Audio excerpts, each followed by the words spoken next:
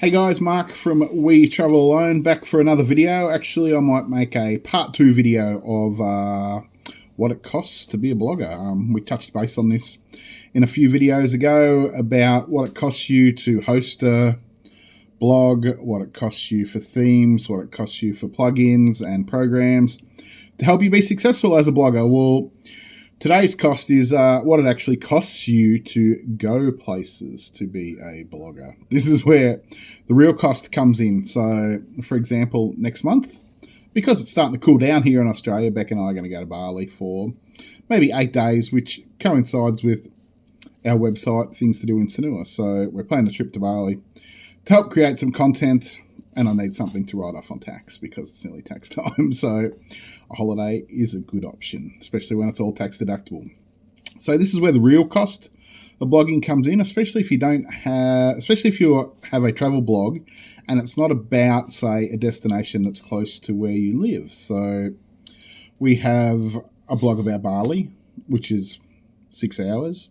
We have a blog about Poland, which is about 20 hours away. So we also have a blog about Victoria, which is the state we live in, so that's not too bad. So we can actually get in the car and drive and see places there.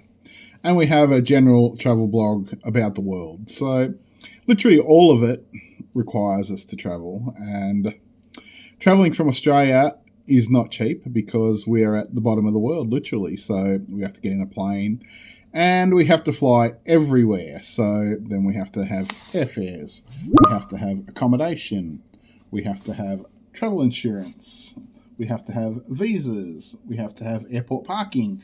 So the list goes on and on a fair bit. So this is probably the biggest cost to travel blogging, is if you want to actually go to your destination and get the first-hand information, get original photos to back up your information, take notes, stay there, then write it all up and hope that Google loves you.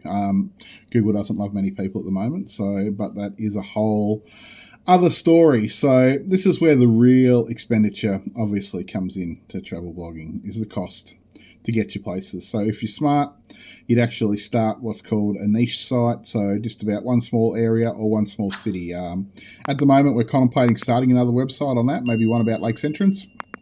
Lakes Entrance is a small coastal town in the Gippsland region where we live. It's very popular in the summer months and popular with people who love fishing and water sports. And the best part about it is it's only located an hour from where we live. And we have a lot of first-hand knowledge about this place because I used to go there on holidays as a kid. My parents lived there before they passed away. So it could be a really good option for us to get some first-hand information, lots of original photos and content in a destination that's close and doesn't require us to travel halfway around the world. Not that I'm complaining, because, you know, your worst day and longest day of traveling is definitely better than your best day at work, is what I think. So hence why, you know, there's the desire to become a digital nomad in the end. So that's where we're heading. So yeah, so your real cost in blogging is getting to places, doing things, paying attractions, paying to get in. Like once you become a mildly successful blogger, sometimes you can do what they call pitch companies or pitch attractions, where you can, hey, send them an email and say, hey, we're coming to see you. My name's Mark, for instance. I have, 100,000 social media followers spread over so many channels. And would you be willing to, say, give us free entry and stuff like that in exchange for publicity on our website and our social media channels? This often works with hotels too. We used to do this a lot with hotels. We used to always pitch for hotels when we weren't making a lot of money on the website. Not that we're making a lot of money now, but when we were making even less, when we were scratching around the bottom of the chicken pen. But I don't do it quite as much anymore because I don't really like writing hotel reviews. People are not really interested in them. You never rank for them on Google because Booking.com and TripAdvisor and Expedia and all them are always on the first page. So no one actually ever sees your hotel reviews. It just helps the actual hotel a little bit with a backlink, but it doesn't really help you. So that's my spiel for today. So keep tuned about us going to Bali. I'll give you some more information. My computer went off. That was not ideal for our light situation. That is way better. Hey, but before I go, we appreciate everyone who logs on and watches the videos, everyone who goes to our Facebook channel, everyone who goes to TikTok for us. Do us a favour.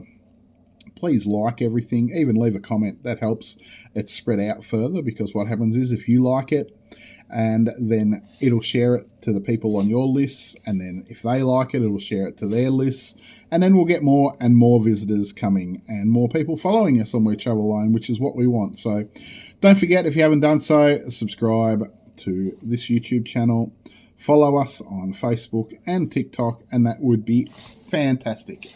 That helps us a great deal. And please write a comment. We love to hear from people. I love to answer questions on traveling, travel blogging, you know, the purpose of becoming a digital nomad and why. So interacting is one of the fun bits about having a YouTube channel.